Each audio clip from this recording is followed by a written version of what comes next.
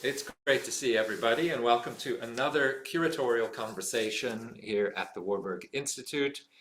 At the moment, we are still on Zoom. And it's fantastic to be able to feature an exhibition that I've been very sorry not to be able to visit in person. This series, Curatorial Conversations, if you've been following our program over the last couple of years, has really been featuring exhibitions that do something interesting and where the curators have quite a lot to say, I think, about the process of making the exhibition. But increasingly, I'm afraid, and very selfishly, I've been using this series to visit exhibitions that either COVID or travel restrictions mean I haven't been able to see. And so this exhibition in Rome at the Villa Medici, called Scribbling and Doodling, from Leonardo da Vinci to Cy Twombly, has been on my radar and on my to-do list since it was first announced. It's a fantastic subject, and it's got two great curators who are joining us from Rome, from a single space, under the name of Diane Bodart, but also next to her is Francesca Alberti. Francesca, of course, director of the art history department at the French Academy, the Villa Medici in Rome, and Diane Bodart from Columbia, professor of art history there.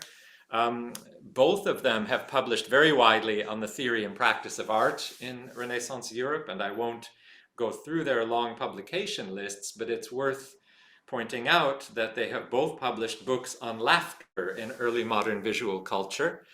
And I think that's probably one of the things that brings them together, as well as the fact that they have shared time both at Columbia University and the Villa Medici. And I guess the work on laughter in Renaissance visual culture has prepared them for this pioneering exhibition on a subject that is at once transgressively playful, but also a very serious, if little studied, part of artistic production. They have worked with associate curator Philippe Alain Michaud from the Centre Pompidou, the curator of film there, and of course author of a great book on A.B. Warburg and the image in motion. Together they have traced the scribble and the doodle across time and space, moving between the margins of notebooks, the backs of paintings, and the walls of workshops, putting the Renaissance and the contemporary, the high and the low, into a charged and provocative dialogue. So very delighted to have the two of you, Diane and Francesca, here with us today to talk a little bit about the show, but also, as those of you know who have been to these curatorial conversations, we usually start with a kind of compressed virtual tour of the exhibition, especially in cases like this one where very few of us have been able to see the show. And so without further ado, I'm going to hand over to the two of you and let you talk us through and take us through the show. And then we'll have a little time for conversation, maybe 20 minutes, followed by some time for questions from the audience. So please gather your thoughts, anybody in the audience, and we will have time toward the end to ask them. Okay, Diane, Francesca, over to you. And I'll let you share your screen. And thank you, Bill Sherman, for this kind invitation. We are really glad and thrilled to have the opportunity to share with you a compressed tour of the show here in Rome, Scribbling and Doodling from Leonardo da Vinci to Cy Twombly. Francesca. So, thank you very much for this invitation, and thank you for everybody for being here and listening to us. We're thrilled, I would say, to present this project, which in part was built up during the pandemic period. So a part of this project had to be organized from distance, and so it's interesting also to have this possibility of restitute this experience now to you in this virtual form. The project is an exhibition that comes that follows a research project that we initiated in 2015, after a certain amount of publications that you were recalling on laughter, the birth of caricature, and then I think we'll go through this. In 2019, we started to have this idea of having an exhibition and stretching our chronology from the Renaissance pre-modern period to the more modern and contemporary time. The exhibition has two venues. So the first venue is here in Villa Medici, and the second venue is in the Palace of the Beaux-Arts in Paris. The French Academy in Rome and the Beaux-Arts in Paris, both institutions are co-productor of this exhibition, and it's also interesting because such academic institutions now have this such an academic, let's say, topic, and it was interesting to be able to display it in these two spaces. We also worked with a partnership with the Centre Georges Pompidou, especially for the loans coming for the modern and contemporary period. And you were recalling the association with Philippe Alain Michaud, who is our associate curator, specialized in cinema. He's the general curator for film, experimental movie. And it was this dialogue with him was very important for us to structure this dialogue that the exhibition shows between Renaissance and more modern and contemporary artworks. And also, Philippe Alain Michaud had done an interesting exhibition some years ago called Comme le rêve le dessin, where he was speaking of both Renaissance drawings and contemporary drawings. So let's say that this dialogue was very enriching for us. And as you will see in the exhibition, we have a certain amount of films that he, let's say, punctuated and responded to the dialogue and to the thematic organization of the exhibition, with all these suggestions of movies and experimental films. And last thing for the Roman venue, we worked with the Istituto Centrale per la Grafica. Among the many loans that we had from Italian institutions, the Istituto, which is just next to the Villa Medici, has an exceptional collection of drawings, pre-modern drawings, but also of copper plates, engravings, and as you will see, this aspect of these kind of objects that receive the scribbled line was very important also in the exhibition. So it's a very international project built up between France, Italy, with international institutions, and it was wonderful to be able to organize this and to put all these institutions together and be able to do this project in such a, let's say, strange period.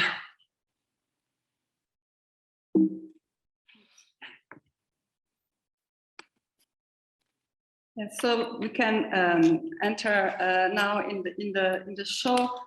Just a few words about our title that has different kind of words in different languages. So we chose to translate it into English with Scribbling and Doodling, in French gribouillage, in Italian scarabocchio. Maybe we'll talk about this question of terminology later, but our idea also was to build up a title with an oxymoron, so to put together a terminology that is generally considered as extraneous to the artistic dimension, with the name of masters such as Leonardo da Vinci to the contemporary Cy Twombly. So our idea was to bring up the attention on this graphic gesture that generally is considered as something that does not belong to the artistic dimension.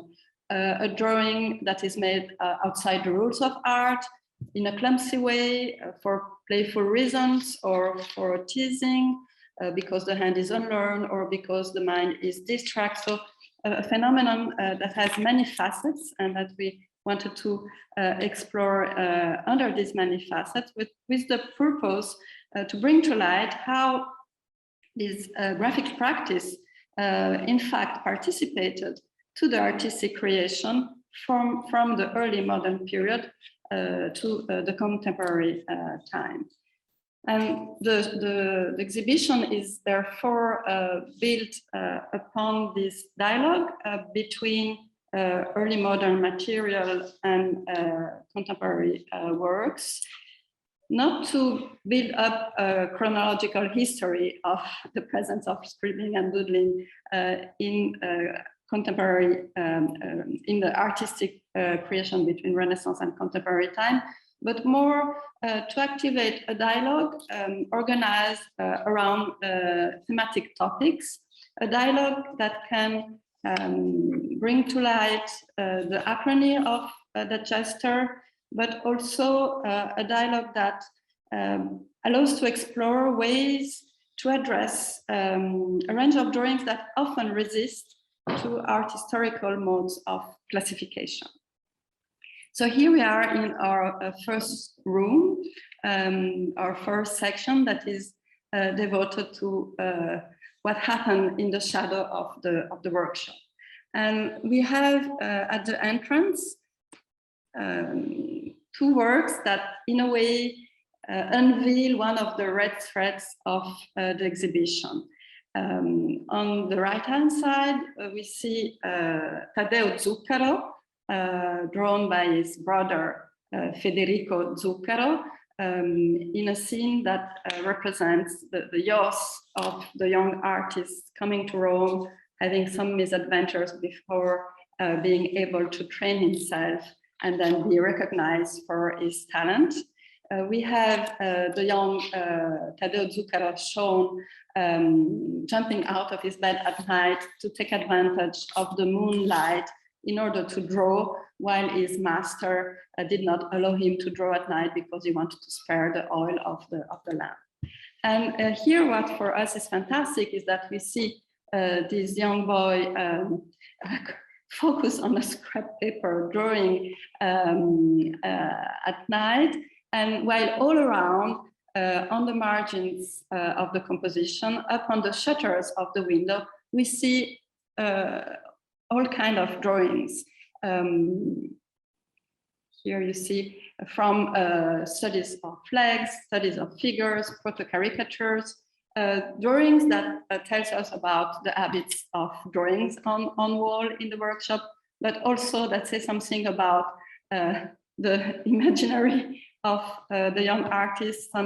We have drawings that seems really to expand from the concentration of the work on the center towards the marginal part of the artistic creation. So here we are in a period where we are, when artists are under the regime of disegno, where drawing is considered as really a fundament to revindicate the nobility of art. So a period in which all the theory of disegno is really building up an intellectual practice, and a very different regime is the one of the mid-20th century, when the avant-garde has brought into the practice of art more free and scribbled way of drawing. And what we see here is Alberto Giacometti under the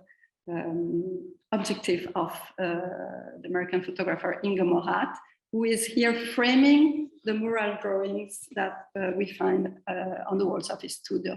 So in a way, he is instituting the scribble drawing, the mural drawing as the center of the work of art. So this dialogue here tells us something about really the transition between a practice that animates the artistic creation from the margins, and then in the contemporary period becomes an idiom of art. So for this, it was also important for us to bring those works together, because we have obviously for the contemporary period all theoretical and methodological tools to talk about scribbling and doodling that we don't have in such an expanded way for the earlier period. So one of the questions that is addressed by the exhibition is how this dialogue can bring a better understanding for what's happening in the early modern period, but also in the reverse optic, how to place such practice in the contemporary period in a more historicized dimension can help us also to situate better what's happening in the 20th century.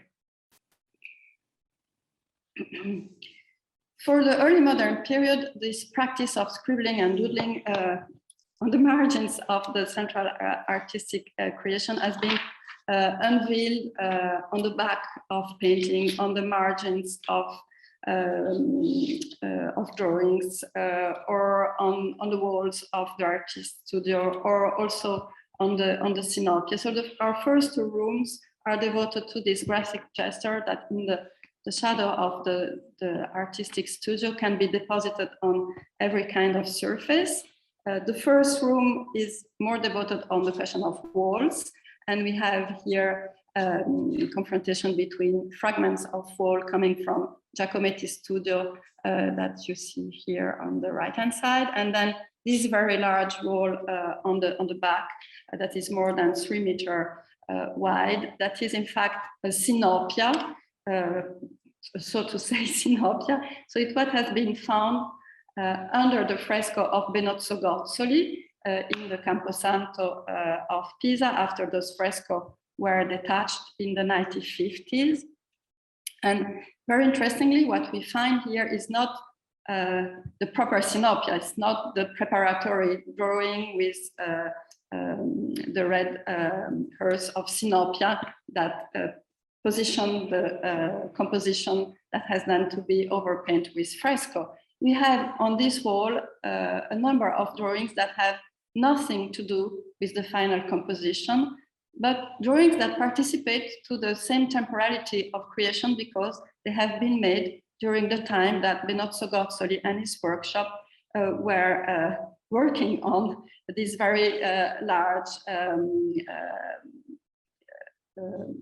enterprise of this series of scenes of the Old Testament that they painted for over more than 1 decade in Pisa.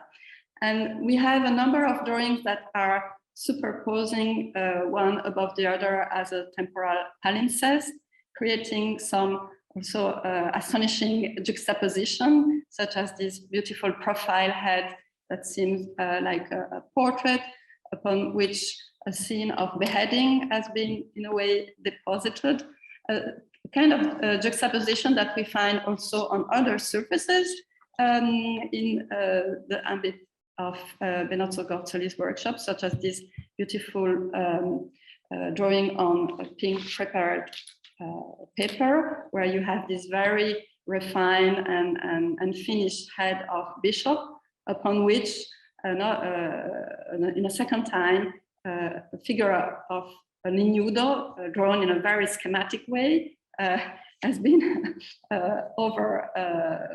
drawn, deposited on the forehead of the bishop, and suggesting images that are related with the projection of internal thought. So a kind of playful superposition, juxtaposition of several figures that are here deposited through time, and that says something about also this collective dimension of the work in that period.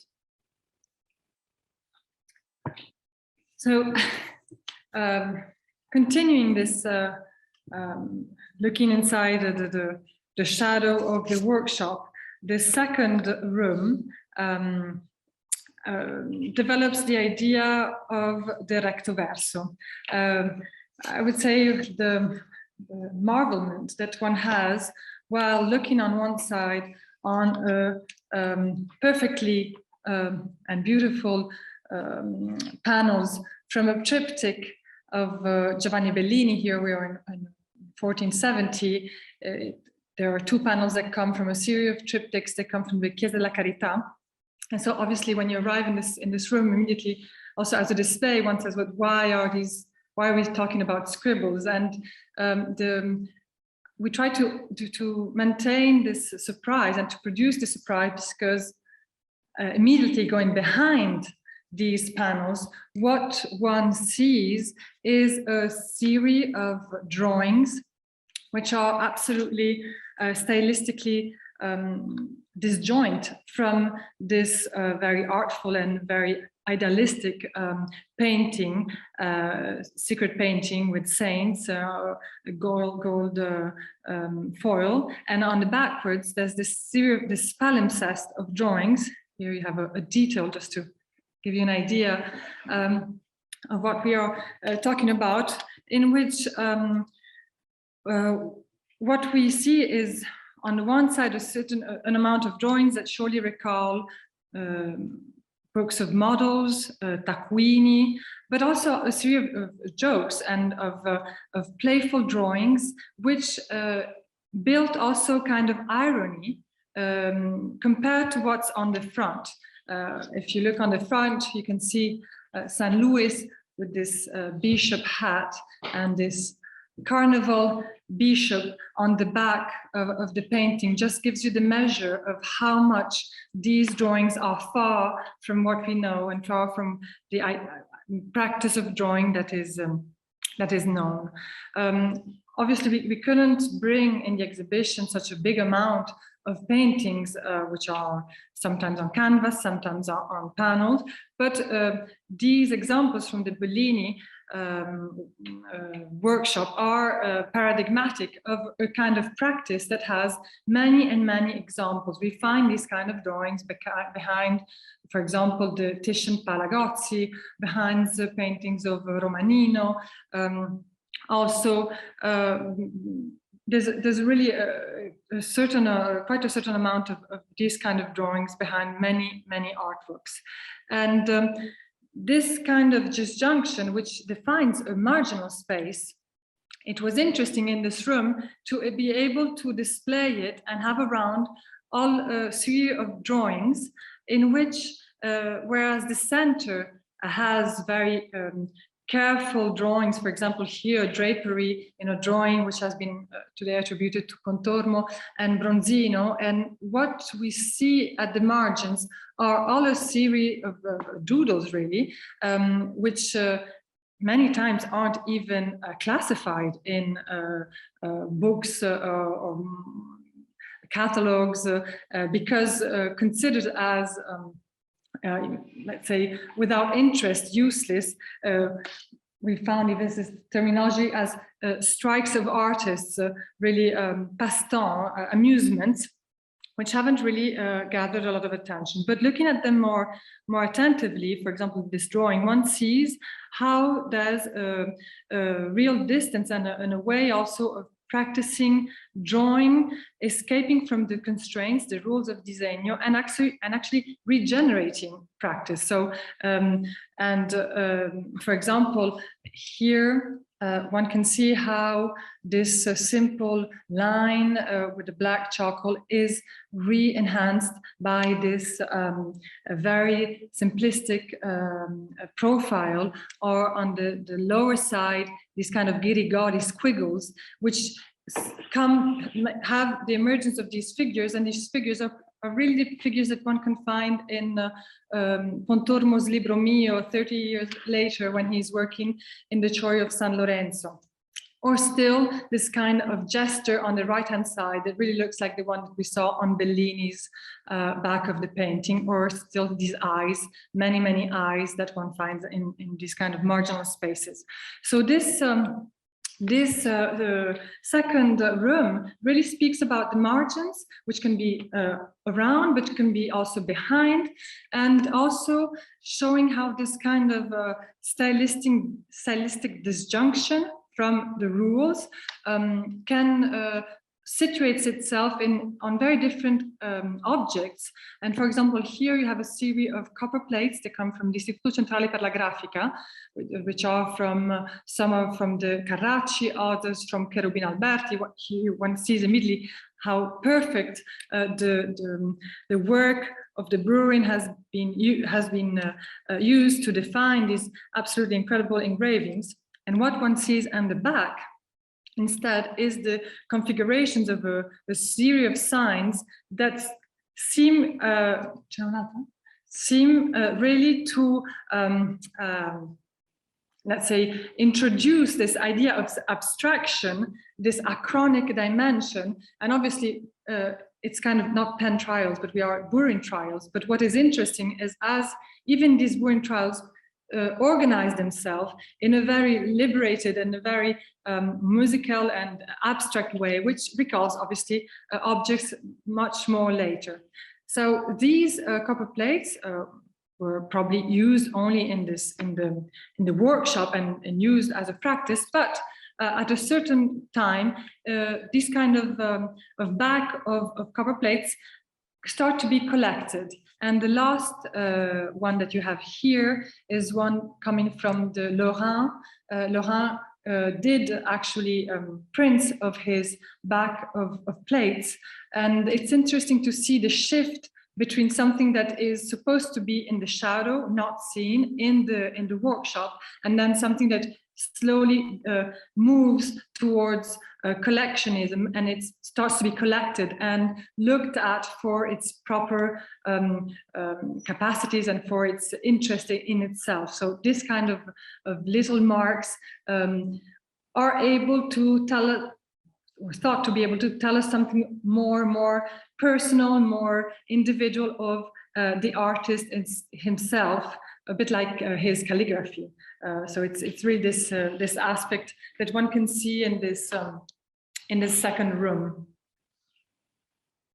Yes, following up with this playful dimension of drawing, here it's interesting also that the two copper plates on the left are in fact the back of copper plate that has been engraved by Annibale Carracci. And I say this because Annibale Carracci and also his brother Agostino has such a central position in the history of one of the more playful genre in early modern art, that is caricature. So when we see all these little heads that are dissimulated inside this trial of cross-hatching, and also we see different kind of heads. Some are very well and precisely modeled here, or extremely childish. This also is something that we can put in dialogue with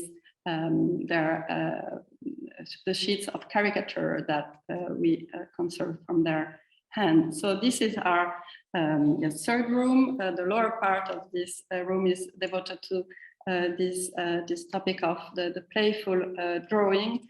And it was for us really interesting to address this question of the birth of the genre of caricature, having it in perspective with what we have seen of these playful games that are elaborated in the secret, or at least in the confidential space of the studio.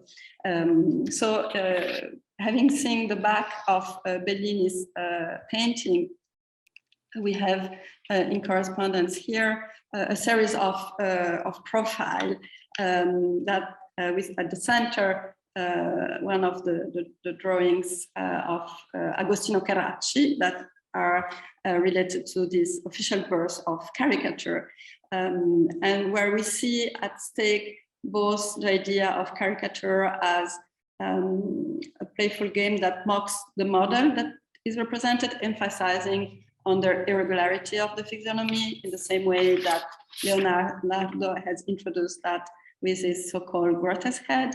But on the other hand, also this idea of caricature as a control regression of the gesture, as Ernst Gombrich has explored it. So this idea of mocking the medium of drawing by bringing it back to a simple outline. And so we have this convergence of these two elements with the drawings of Agostino Carracci. And what is interesting to see those drawings in the light of this, let's say, this prehistory of these playful drawings in the shadow of the workshop, is that we understand better that what the Carracci are doing here is not inventing from nowhere a new practice, but really bringing that practice into full light, bringing that practice practice into the official discourse of art and the official training of artists. And what also they are doing here with this accumulation of profile is playing an inverted game with this training of drawing profiles when starting to learn drawing this accumulation of profile in order to incorporate in the memory of the hand the perfect regularity of the profile. Here they are playing with this, undoing that towards the grotesque, something that in a very fascinating way, Picasso in the 1940s, in this large lithographer that we see on the right, undoing the regular profile towards the grotesque, undoing the academic training towards something that is more unlearned, or something that plays with a graphic carnival, plays with the idea of freeing the hand towards new experimentation. And in this section, we wanted to bring these questions in dialogue also with the playful games that are done by, let's say, the professionals of writing, such as the copyist, the accountants, the notary, those who has extremely high skills of writing, of calligraphy, and who spend hours and hours filling pages with writing, and who in their time of let's say suspension, recreation, can undo their calligraphic skills in some graphic carnival. So in the central part of our room, we have this four very large register book that come from a place that is called the Fondazione del Banco di Napoli. So this extremely large archive, extremely important for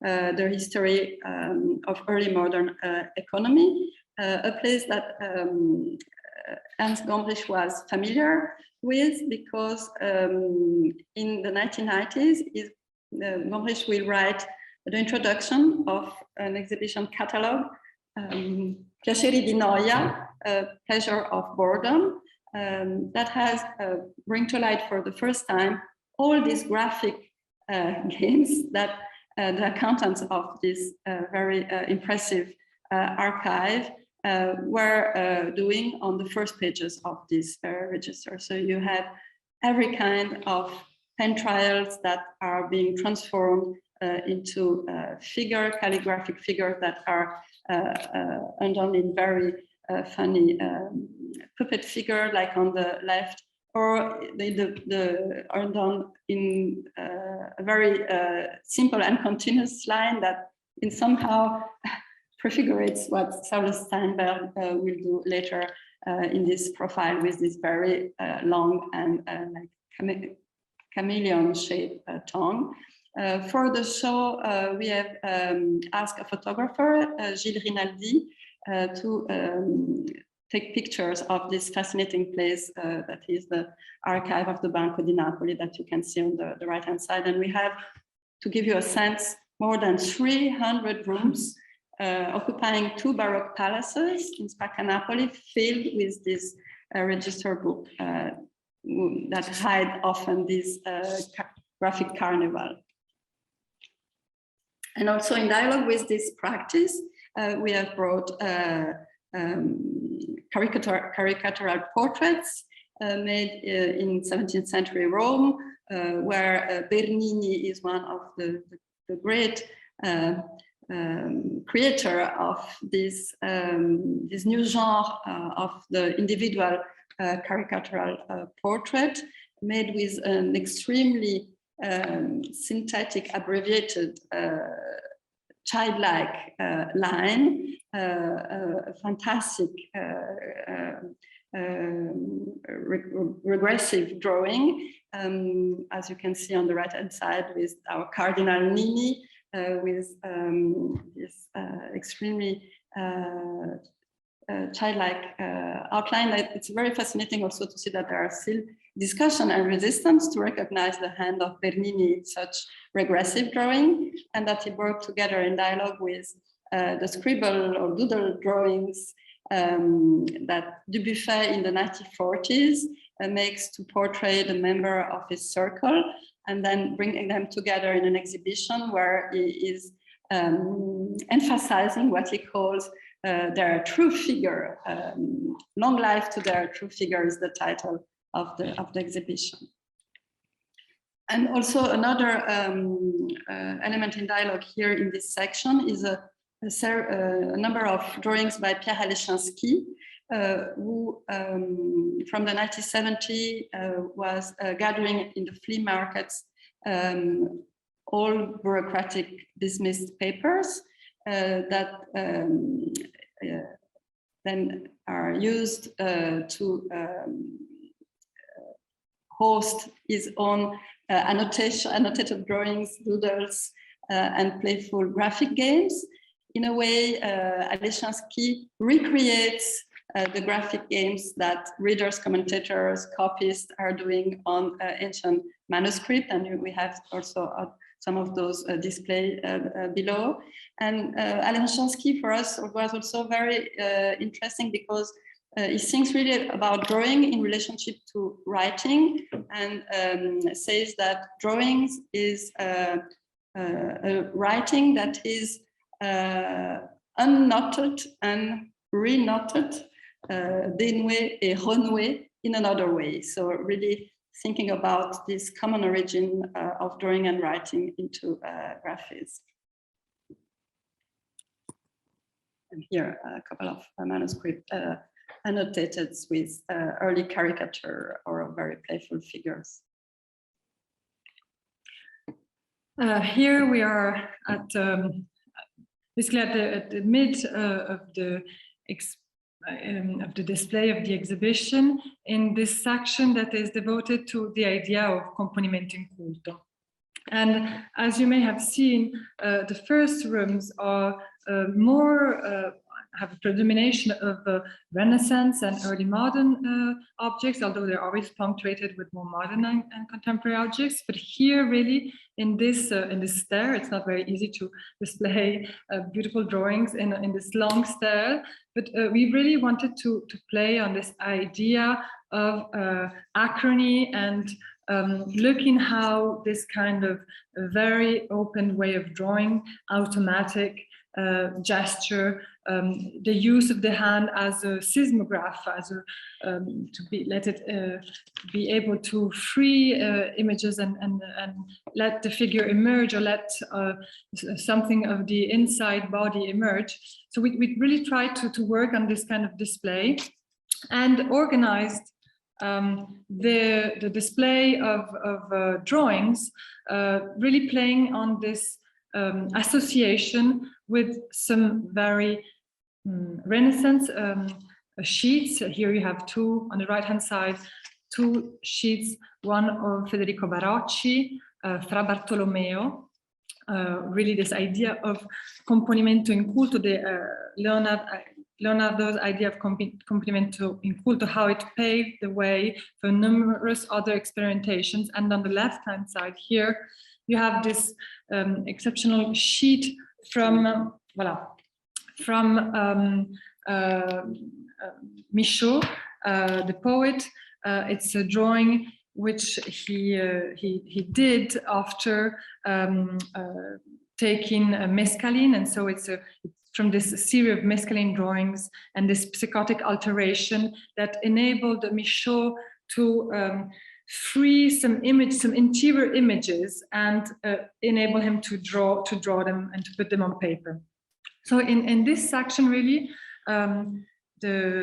what for us was interesting is to show the importance of Leonardo for the shift in this practice of drawing, and how compared to the idea of drawing as a conceptual mean, so this idea that goes into hand and the hand becomes the instrument of the mind, with this idea of the untidy composition, Leonardo introduces a new way of drawing in which the line is open, it's an open line, he's experimenting, it's becoming, it's testing the paper, it's going through the paper, and the sheet of paper becomes as a draft sheet, like the poet's draft sheet. He really speaks about deleting, repentance, an erratic way of drawing, a very automatic way of drawing, which enables the artist to have to let emerge some figures and makes the hand a kind of seismograph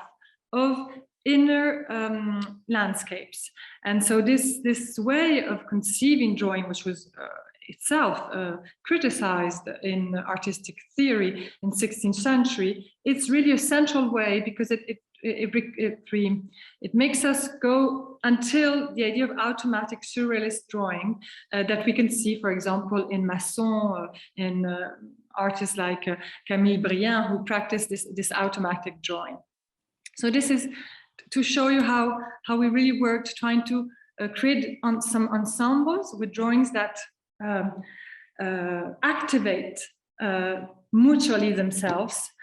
Here, for example, you have on the left an exceptional sheet from Pontormo, who comes from the Uffizi, and the upper part is obviously a drawing for a composition that is known, but what one sees on the lower part is how drawing becomes a kind of dripping.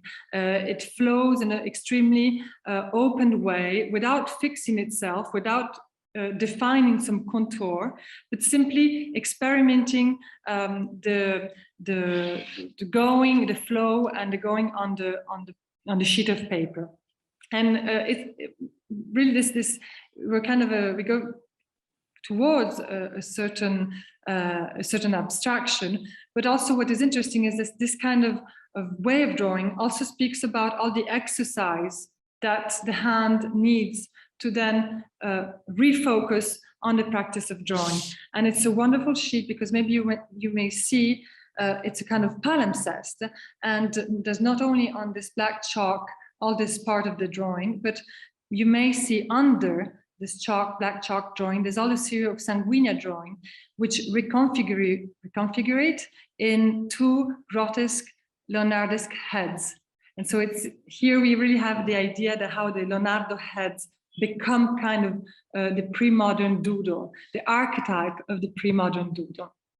And on the right-hand side, just to show you how we worked, there are two drawings from Cy Twombly. Here we are in 1954. Cy Twombly has just come back from his trip to Italy. He's working in Georgia, in Augusta, as a cryptograph in the American Army. And at night, in order to liberate his way of drawing, his sign, he draws in obscurity. So in the darkness, like de Koning will do later on, and he experiments a way of freeing the hand from the attention of drawing. So there's really also a way of using the graphic gesture and experiment paper. These sheets are absolutely wonderful. Sometimes they even have little holes, and one sees how in the darkness the hand just works out its way in this space. Now we're not going to be able to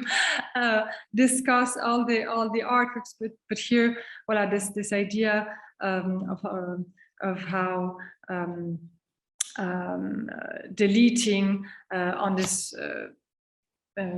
drawing of Michelangelo, he's deleting part of a leg, and this deletion becomes the cross-hatching sanguinea that defines volume. And so one can pass from deletion to drawing, and how gestures can switch to one another. And we put it together next to this wonderful drawing of Fontana, Lucio Fontana, who uses really this way of stylobic, how do you say stylobic?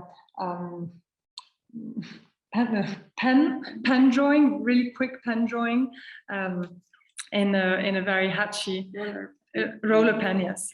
And just to show how at the end of this long stair, there's this work of Cy Twombly, which is a bit of a shift between the two spaces. It's on the one side, it speaks about how Twombly works on this freedom and how he undoes this idea of drawing. And then the other side, do you have a detail of this? Voilà.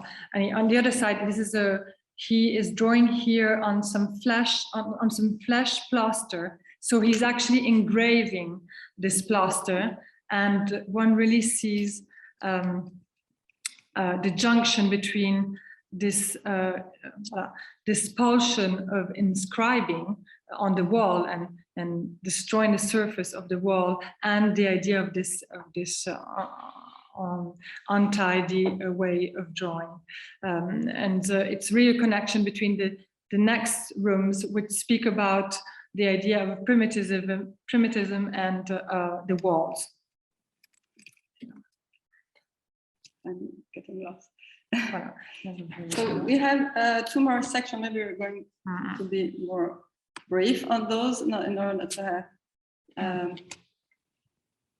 time for questions. The one of is about the childhood of art. So it through a series of painting and drawings, it explores the role of children drawing into artistic research that generally we tend to link to the avant-garde, who are looking at children drawing in order to find elements to regenerate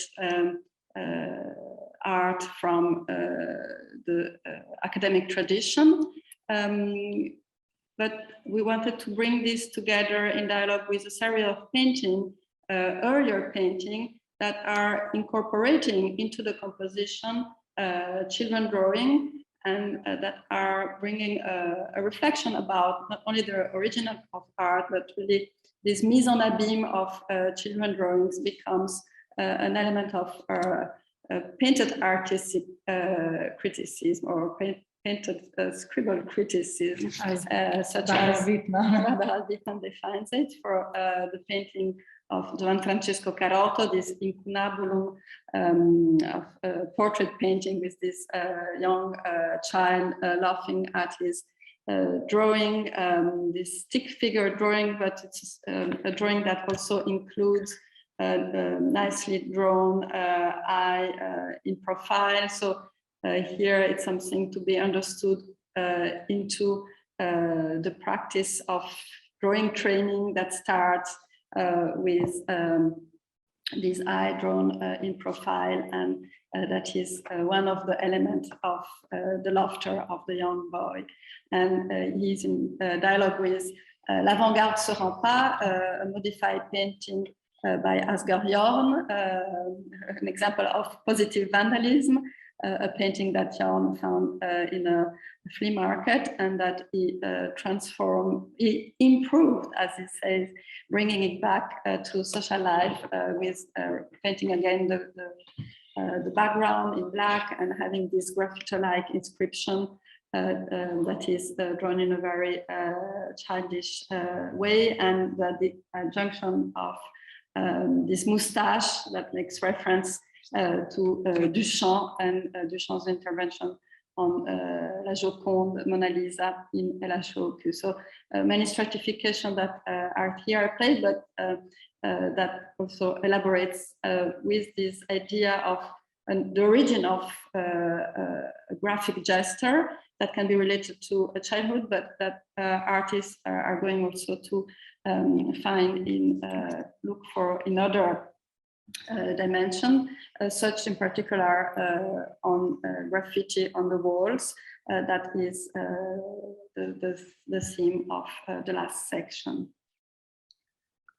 I think we might stop here and surely with the questions, a certain amount of other works of these last 2 sections can come through, maybe.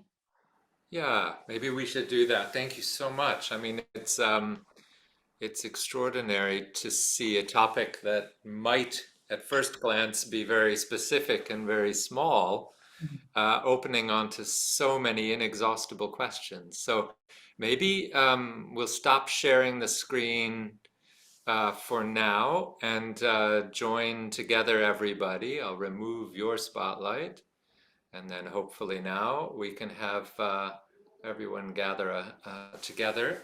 If we want to, of course, we can always come back to images if you want to show them, but Yeah, thank you for that really rich tour, but also for setting so many things in motion. And I'll just ask a couple of quick questions because I'm sure lots of people here will have questions for you. As I said, you covered just a huge amount of ground in this exhibition, which I think is really admirable.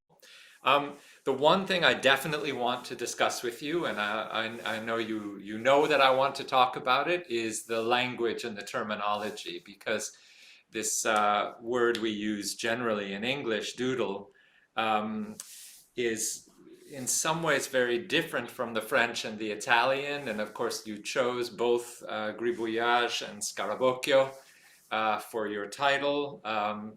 So I don't even know in a way where to start, but just I'm curious if you can say a little bit from your perspective about how you understand those words and what you think those words do for our understanding of the subject.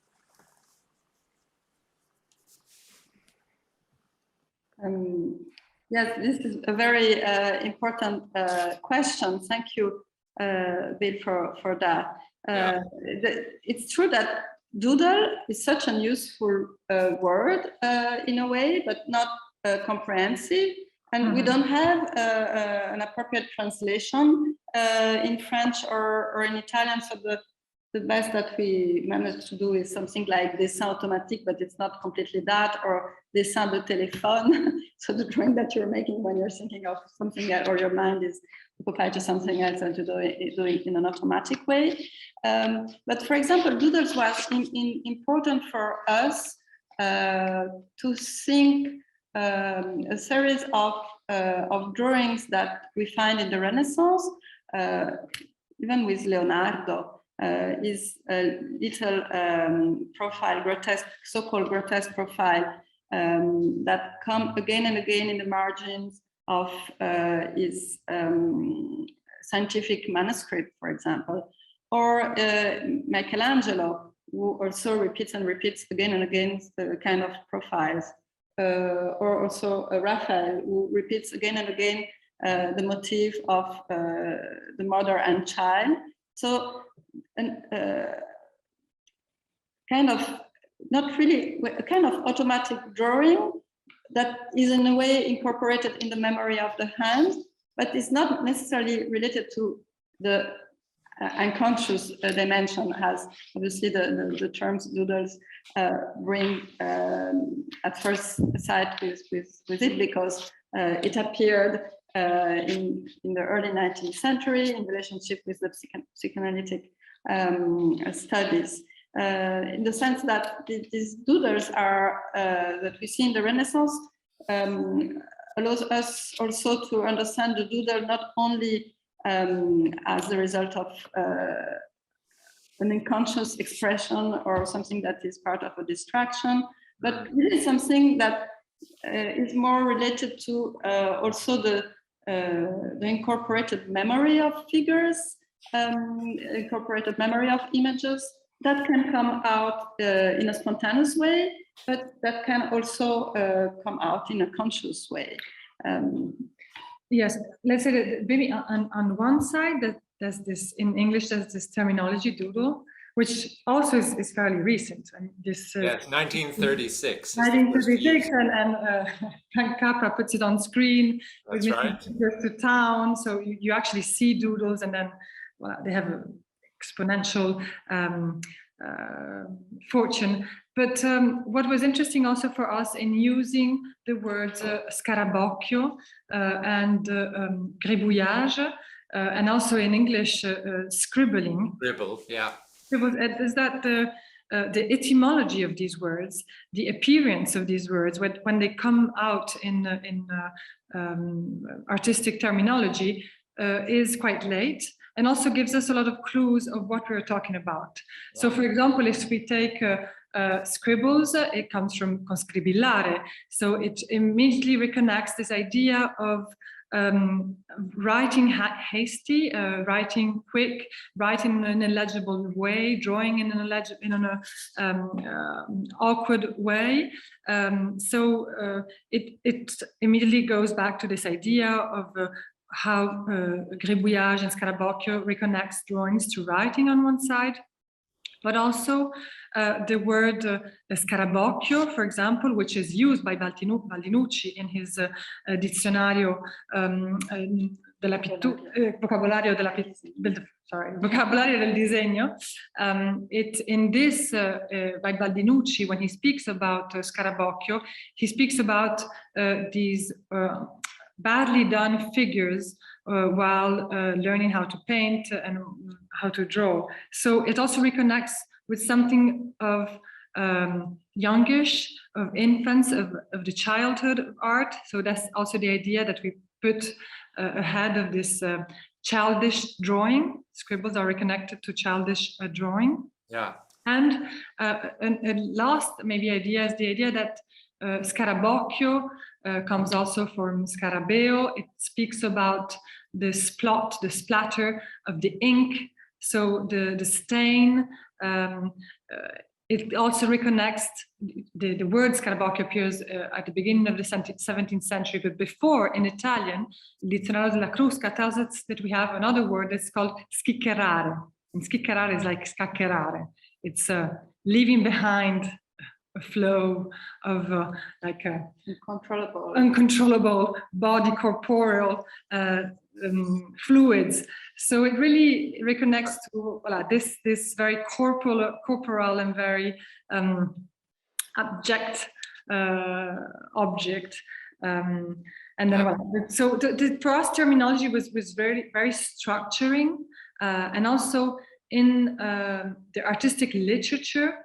One of the first examples that we have of, for example, Vasari speaking about an artist doing a scribble or doing is in the case of Michelangelo, and he uses this term fantoccio. Fantoccio is also the stick figure, the puppet figure, and all this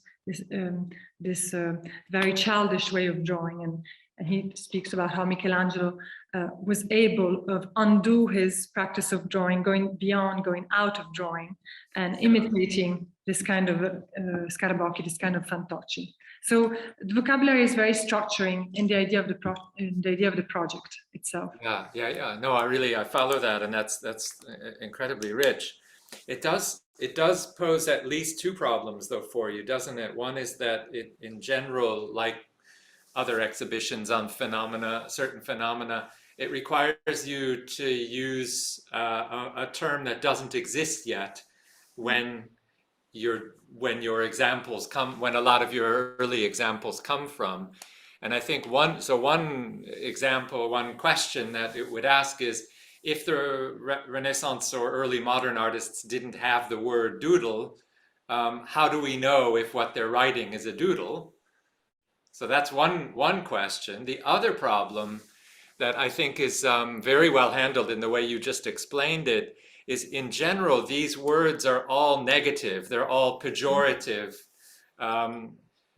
connotations. So with doodle, the basic idea is that it's distraction. It's something that you do without thinking when you're thinking about something else. As Diane just said a minute ago, that's very much the etymology of distraction. And of course, in the film, the 1936 film, Mr. Deeds Goes to Town, where the word is first used, it's precisely evidence of craziness, of a mental distraction. And so how do you navigate, one, a phenomenon which doesn't yet have a word for it, if you know what I mean, and two, how do you navigate this problem of built-in negative terminology? And in fact, I wonder, with your examples, do you have the problem maybe of people not taking it seriously enough because these terms are generally used to dismiss or to speak negatively about something? So I don't know, either of those questions. Yeah, perhaps if I can answer first on the negative issue. Yeah. Of what these words suggest. So this negative acception of this practice, and that is absolutely correct. But what is fascinating is that we have if we look at the discourse of art in the early modern period, we have a correspondent positive word each time. So they are situated, I would say, on the edge between the clumsy, unartistic, and the creation of art. For example, Francesca was talking about this idea of gribouillage or schiccherare, like something that this uncontrollable flow that comes from the inside and then it's going to produce stain. And let's say the positive counterpart is going to be schizzo, which is also an uncontrollable flow, but has the positive value to give birth to the artistic creation. So we are always on the edge.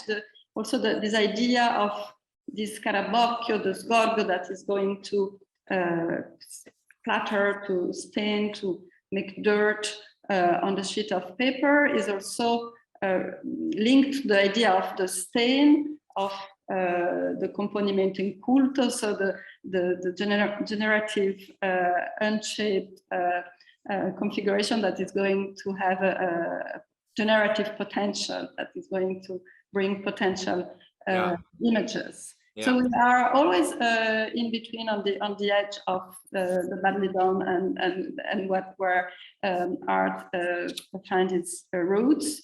And the same thing, we can relate it also the idea of scarabocchio to macchia, and later in Spanish borrones, that are both related to writing and painting.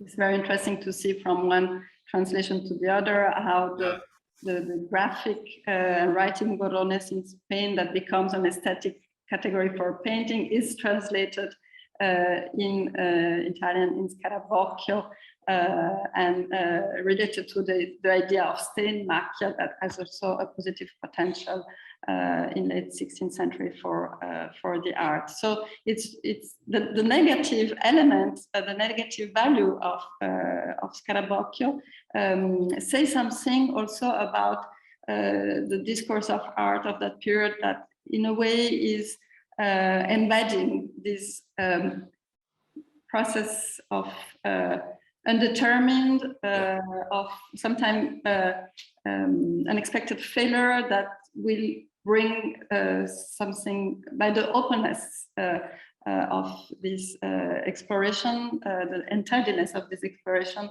will bring the roots of a new artistic creation. Right, exactly.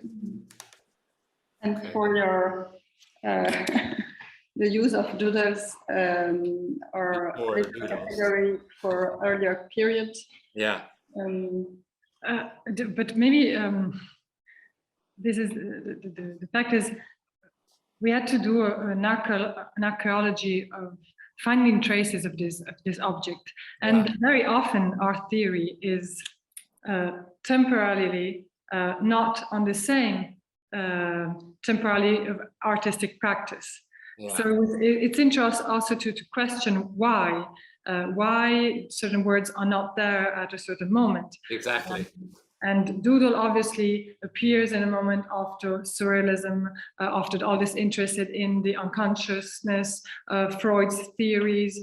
So this development of the unconscious, which gets to have so much attention at the beginning of the 20th century. But the fact of, for example, the heads of Carracci and this repetition that is so quick and so organized, and that crosses temporality from Carracci to Picasso, really shows us how something that we consider very easily as being a very automatic drawing can appear before terminology and definition is there. And I think that one of the also interests of this topic that we chose is that it's always working with the margin, with what is also outside art, with what is the limit of art, because scribbles, doodles are also objects that come from outside the artistic field. And so we really tried also to work this idea of displaying documents, for example, the volumes from the Banco di Napoli, in the middle of drawings from Picasso, Carracci, and Alexandski. So really to show how this way of playing with drawing, with a regressive way of drawing, inhabits all a series of ways of using the tool. Yeah, that all makes perfect sense. That's really great.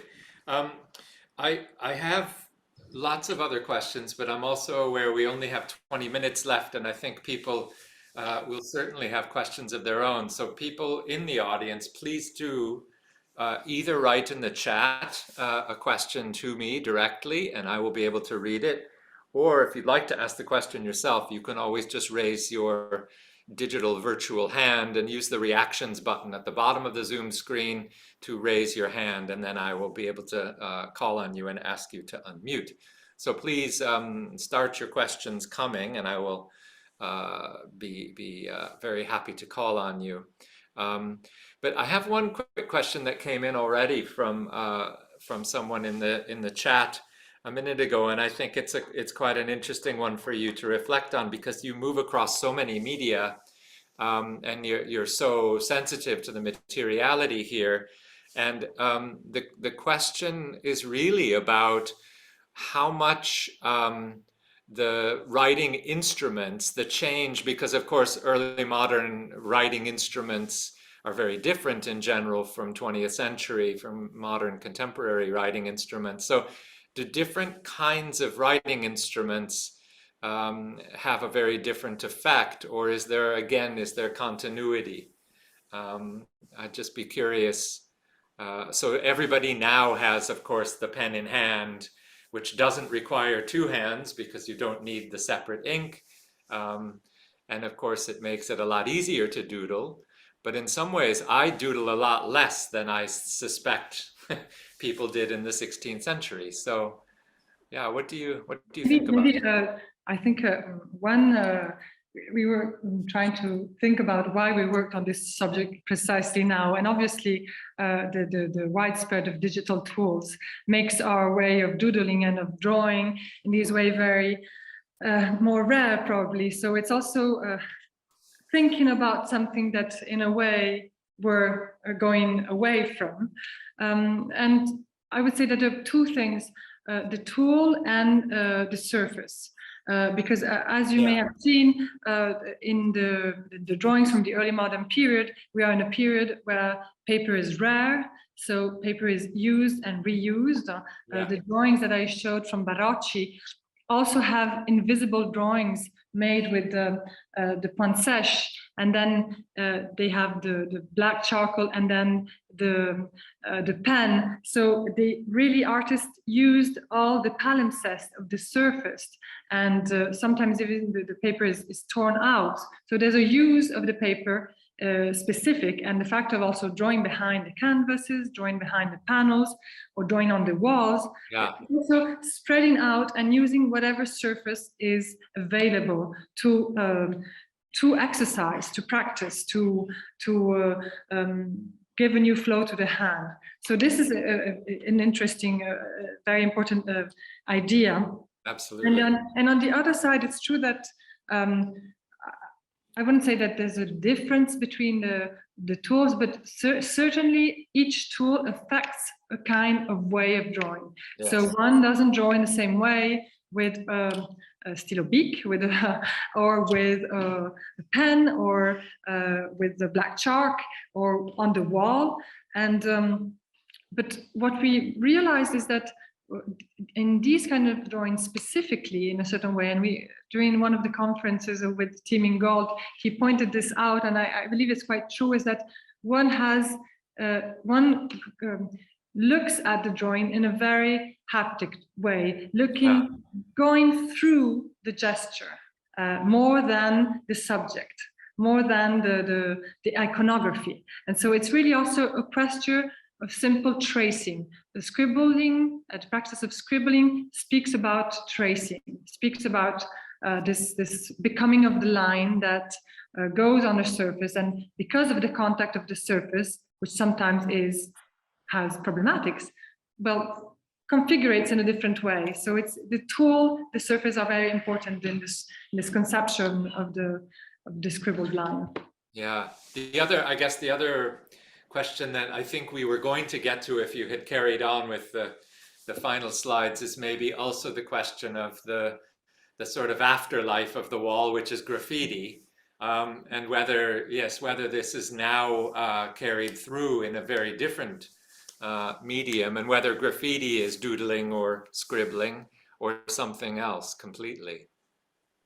In that last session, we have tried to sort of make a reconstruction of the graphic urban landscape of some city, and one of these is early modern Rome. We have some kind of graffiti that are these infamous bills that people used to put on the walls of their neighbors or enemies at night. And that what is interesting here is we were talking about the tools and the surface.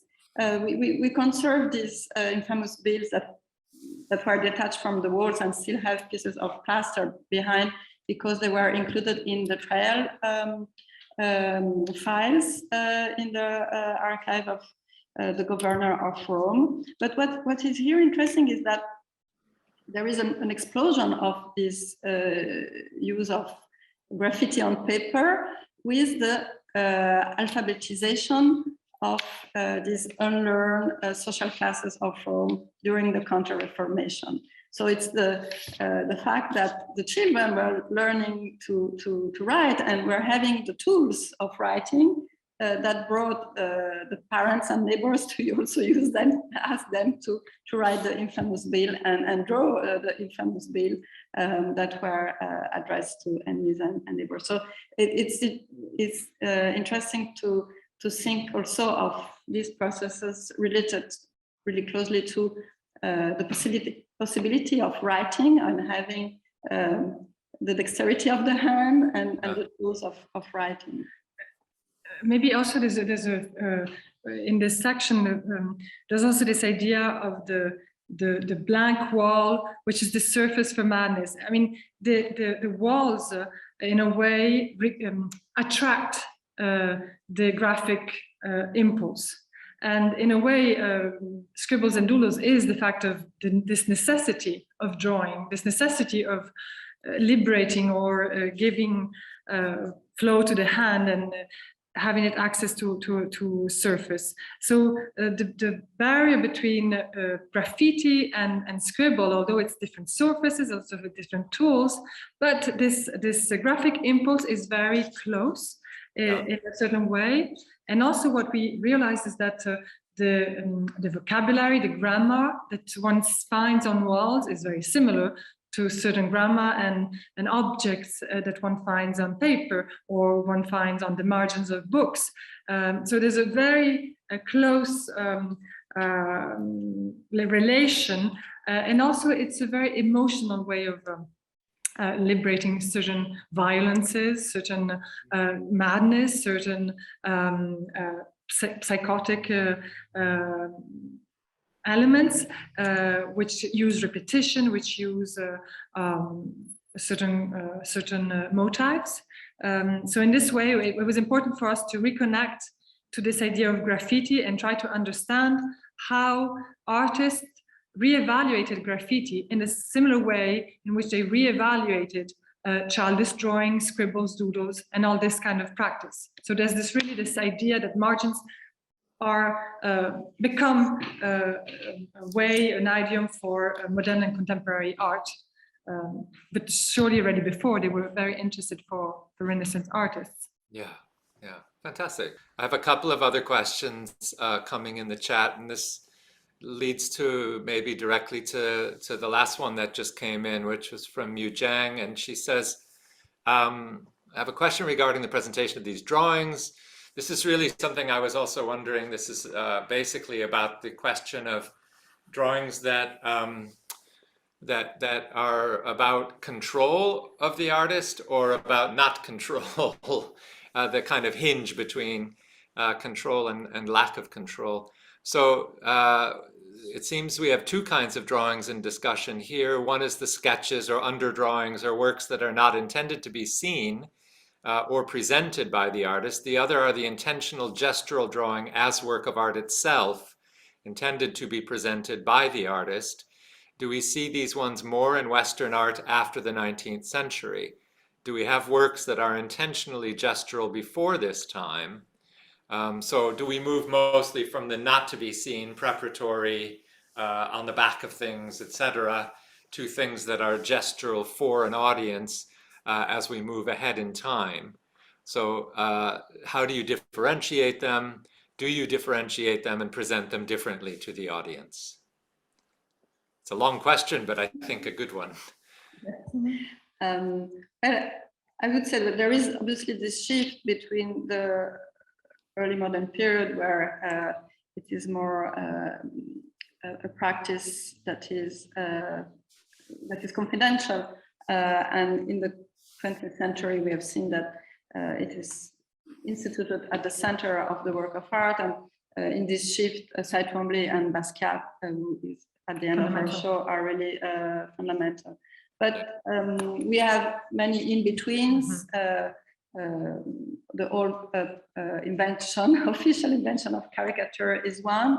The other one is the scribble style that becomes a part of the graphic ductus of artists in the 17th century, such as Pietro da Cortona, Ciro Ferri, Simone Cantarini, who are really using this line that also Guercino, that, Stefano Labella, are detached from the figurative reason in order to give something of this seismographic vibration, dynamism, vitality to the composition. Then also Francesca was talking about the old prints of back of copper plates. In fact, from the 17th century onwards, we had really a genre of this recueil de griffonnement, so scribbled